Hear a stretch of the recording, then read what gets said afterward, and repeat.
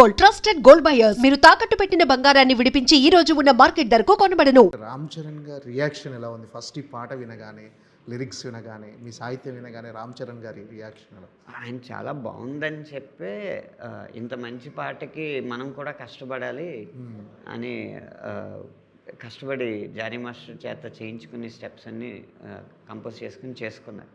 అయితే పాట విడుదలై నేను ఎలా అయితే మంచి పాట బాగుంది అని అంటే చెడ్డ పేరు రాదు పాటకి, అది నెమ్మదిగా వింటారు అని ఎక్స్పెక్ట్ చేశాక ఈ స్థాయి స్పందన వచ్చేటప్పటికి నేను ఎలా అయితే పారవస్యానికి లోనయ్యాను, ఆయన కూడా అదే భావంతో ఉన్నారు. మంచి పాట అందించాం కదా అని ఇంత సూపర్ హిట్ అవుద్దని ఊహించలేదు. సరే వేరే పాట పని మీద నేను మన లొకేషన్కి వెళ్తే వచ్చి గట్టిగా హత్తుకున్నారు నన్ను.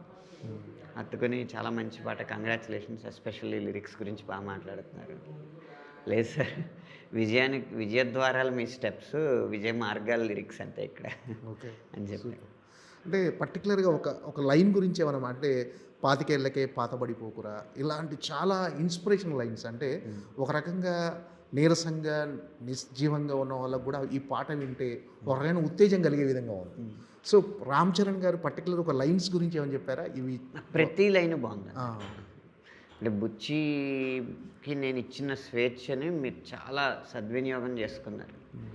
ఏ లైన్ దగ్గర రాజీ పడలేదు. ఒక లైన్ బాగుందని అనలేం. నేను నాన్నగారు కూడా మాట్లాడుకున్నాం, చాలా లైన్స్ ఆయనకి కనెక్ట్ అయినాయి. మేమిద్దరం ఇంటి దగ్గర మాట్లాడుకున్నాం ప్రతి లైన్. పాట రిలీజ్ కాగానే వెంటనే చిరంజీవి గారు కూడా ట్వీట్ చేశారు. అది తెర ముందు జరిగింది. తెర వెనక జరిగింది ఏంటంటే చిరంజీవి గారు 2 రోజుల తర్వాత నాకు ఫోన్ చేశారు. ఫోన్ చేసి చాలా బాగా రాసావయ్యా, అసలు ఈ స్టోరీ వరకు అది ఎంతవరకు కనెక్ట్ అవుద్ది అనేది సినిమా చూస్తేనే తెలుస్తుంది, కానీ పాటలో నా లైఫ్ నాకు కనెక్ట్ అయిపోయింది చాలా బాగా, నా కెరీర్ అంతా కనిపించింది ఒకసారిగా. నాకు ఎలా చెప్పాలో నీకు అర్థం కావట్లేదు, ఓ పని చేయి, సాయంత్రం ఇంటికి రా, అక్కడ మాట్లాడుకుందాం అన్నారు. మళ్ళీ సాయంత్రం ఇంటికి వెళ్ళిన తర్వాత 1 గంటన్నర మాట్లాడారు, ప్రతి లైన్ గురించి మాట్లాడారు. ఎలా రిలేట్ అవుద్ది నా లైఫ్కి ఈ లైను అని చెప్పి, ఉదాహరణకి నిన్నటిలాగే రేపు ఉన్నదంటే ఈరోజు ఏం పీకేవాలి, ఆ కంఫర్ట్ జోన్ నుంచి బయటికి రాని నేను ప్రతి ఒక్కరికి చెప్తా ఉంటాను మా ఫ్యామిలీలో. మీకు ఏదో చిరంజీవి ఉన్నాడు కదా అని చెప్పేసి మీరు అలా కూర్చుంటే మీకేం వచ్చేది సక్సెస్, మీరు మీ కంఫర్ట్ జోన్ నుంచి బయటికి వెళ్ళి కష్టపడితేనే వస్తుంది. చరణ్ కూడా అలాగే కష్టపడుతూ ఉంటారు. అది నేను అంటూ ఉంటాను, కానీ అది పాట రూపంలో నాకు కనిపించేటప్పటికీ చాలా సంతోషం అనిపించింది. నేను మా నాన్నగారు డిపార్ట్మెంట్లో ఉన్నారు కాబట్టి నేను పోలీస్ డిపార్ట్మెంట్లోకి వెళ్ళొచ్చు, ఎన్సీసీ బ్యాక్గ్రౌండ్ కూడా నాకు ఉంది కాబట్టి చాలా సులువుగా ఉద్యోగం వస్తుంది. ఒక డిఎస్పీగా అయినా రిటైర్ అయ్యేవాడిని. ఈ పాటికి రిటైర్డ్ డిఎస్పీ కొన్నిడల శివశంకర వరప్రసాద్ అనైనా ఉండేది. కానీ ఆ కంఫర్ట్ జోన్ నుంచి నేను బయటకు వచ్చాను కాబట్టి, ఒక దారి మార్చుకున్నాను కాబట్టి ఈరోజు జరిగిన ఇంత పెద్ద డెవలప్మెంట్. అలా ప్రతి ఒక్కడు కంఫర్ట్ జోన్ నుంచి నిన్న బాగుంది కదా, మా నాన్న బాగానే ఉన్నాడు కదా, మనం అలాగే ఉందాం, రేపు మన కొడుకు అలాగే ఉంటాడు అనుకుంటే ఎక్కడ సక్సెస్లు రావు. అది నాకు అలా ప్రతి లైను కనెక్ట్ అయింది. నాకే కాదు, చాలామంది ఇలాగే రిలేట్ అవుతున్నారని చెప్పి చాలాసేపు మాట్లాడిన తర్వాత సరే అండి ఇంకా వెళ్ళొస్తాను అన్న తర్వాత, వెళ్తున్నావా, నాకు ఇంకా ఎందుకో సంతృప్తిగా లేదు, మన ఇద్దరం కలిపి ఒక టాక్ షో లాగా చేసుకుందాం, కాస్త ఈ పాట గురించి మాట్లాడుకుందాం సమయం సందర్భం వచ్చినప్పుడు అని చెప్పి పంపించారు అనమాట. నిజంగా ఈ పాటకు ఒక మంచి సార్థకత చేకూరినట్టు అనిపించిండొచ్చు మీకు. అవునండి, అంత ఒక వ్యక్తి గుర్తించడం వేరు, జీవితాన్ని ఈ మూల నుంచి ఆ మూల వరకు చూసిన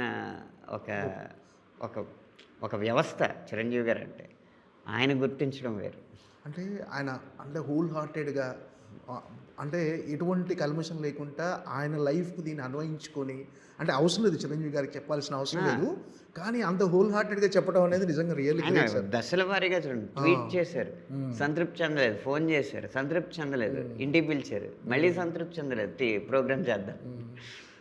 సో ఈ పాటకు లభించిన అతిపెద్ద ప్రశంస చిరంజీవి గారి నుంచే వచ్చింది. అంతే కదండి, అతిపెద్ద ప్రశంస చిరంజీవి గారిది. అలాగే అత్యంత సంతృప్తికరమైన విషయం వస్తున్న నంబర్స్, అవుతున్న రీల్స్, ఇవన్నీ. సార్ ఈ పాట అంటే ఈరోజు సక్సెస్ఫుల్గా అంటే చాలా పెద్ద విజయం సాధించింది, ఈరోజు ప్రశంసలు, కానీ దీని వెనక కసరత్తు చాలా ఉండి ఉంటుంది డెఫినెట్గా. ఖచ్చితంగానండి. నేను చెప్పాను కదా, ఎక్కడ మాస్ అప్పీల్ తగ్గకూడదు పాటకి. అలా అని చెప్పి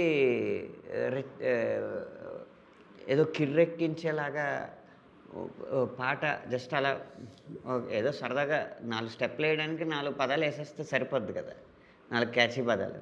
అలా ఉండకూడదు. కానీ అలాంటి పాటలకి ఎలాంటి రిసీవింగ్ వస్తుందో అంత క్యాచీగా ఉండేలాగా ఫిలాసఫీ ఉండాలి. అది మామూలు పరిభాషలో చెప్పాలి. ఇన్ని ఛాలెంజ్ల మధ్య ఒక 2 నెలలు కసరత్తు చేసి నేను బుచ్చిబాబు గారు అలా కార్లు వేసుకుంటా ఎంత దూరం తిరిగామో మాకే తెలియదు, ఏ కాఫీ షాప్లో ఆగామో, ఎన్ని కాఫీ షాప్లు ఆగామో మాకే తెలియదు, ఎన్ని చోట్ల లంచ్లు డిన్నర్లు చేసామో తెలియదు, షూటింగ్ లొకేషన్స్లో, క్యారోవాన్స్లో ఒక్కొక్క లైను ఒక్కొక్క చోట అల్లా వేసుకుంటా ఆఖరికి సాధించాను. అంటే 2 నెలల ప్రయాణం సార్ ఈ పాట? ఈ పాట 2 నెలలు పట్టింది. ఏంటి సార్ ఎన్ని బండిల్స్ అయిపోయినాయి పేపర్స్? అది కాగితాల లెక్క పెద్ద ఏం కాదండి. అంటే ఒక పదం పడ్డానికే అసలు చాలా సమయం పట్టచ్చు. మహా అయితే ఒక 10 కాగితాలు అయ్యి ఉంటాయి 10 వర్షన్లకి. కానీ ఎలాంటిది పడాలి అన్న ఆలోచన రావడానికే సమయం పడుతూ ఉండేది. ఆయన కూడా చాలా, అప్పుడు ఇంకా షూటింగ్ స్టార్ట్ అవ్వలేదు, చాలా ఆలోచిస్తూ ఉండేవారు ఇలాంటివి కావాలని. ఇప్పుడు మీరు 25 ఏళ్లకే పాతబడిపోకరు అన్న లైన్ ఆయన చెప్పిందే. ఓకే. కానీ ఆ స్థానంలో కాదు, పాట మొదట్లో పెట్టమనేవారు. నేను ఆ ట్యూన్కి కొంచెం కృతజ్ఞంగా ఉంటుంది అక్కడ పెడితే, దీనికి మంచి ప్లేస్ చూస్తాను అని చెప్పి అంతకుముందు రాస్తున్న 2 లైన్లు తీసేసి ఈ 25 ఏళ్లకే పాతబడిపోకరా అన్న దానికి సపోర్ట్గా హే పాతేసుకోకోయలా నువ్వు నిన్నే నీ లోపల, హే 25 ఏళ్లకే నువ్వు పాతబడిపోకురా అని రాశాను. ఇచ్చిన ఆలోచన గొప్పది, కానీ అది ఎక్కడ పెడితే కరెక్ట్గా ఉంటుంది అనేది మన విజ్ఞతతో ఆలోచించాలి.